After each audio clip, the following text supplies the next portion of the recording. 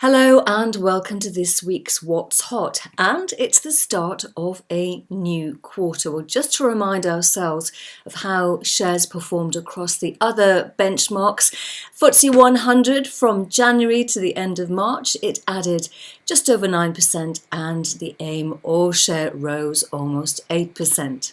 It was a quarter dominated by Brexit, but March the 29th shouldn't be remembered as the day that the UK didn't leave the EU, but as the day that shareholders in G3 received a direct interest in Green Dragon Gas's producing assets.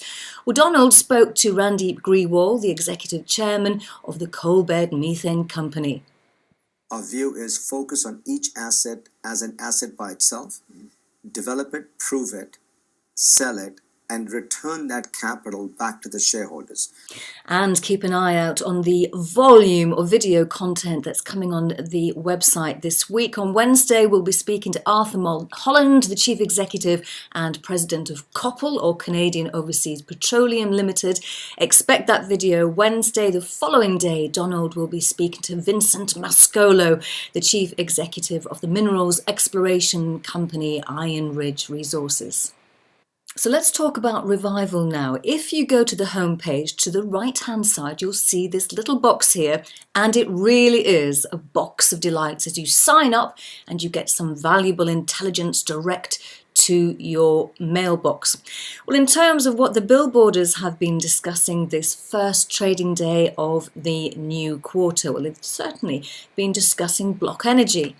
The company has provided, I quote, a massive update, followed by a massive uptick in the share price of approximately 60%. It's told investors that its new well sidetrack at the West Rustavi project is now ranked amongst the best wells to be drilled in Georgia. Tekcapital shares up some 24%. Its portfolio company Guident Limited has launched its commercial website guident.co in a nice purple palette, and you can dip into the world of software solutions for autonomous vehicles, but spot the spelling mistake on their homepage. Actually, that wasn't very nice. Those who cast the first stone. But if you go to the media section of the website, you will see Donald's interview with Tekcapital Chief Executive Dr. Clifford Gross. Now, most traded on the LSE website is Debenhams, with the latest news being that Sports Direct is telling people that it's been approached by shareholders in Debenhams who want to install Mike Ashley as Debenhams chief executive. Now, in a way, it reminded me about the saga that happened in 2003 when Safeway stores were put up for sale and all the other supermarkets were bidding for the stores. Now, that went on a bit.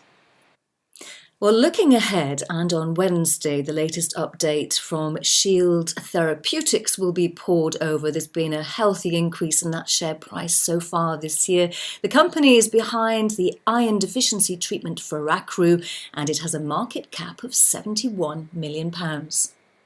Okay, so hands up, who has installed smart meters in their home? Well, it could be that if you have, you've had exposure to the company's smart metering systems.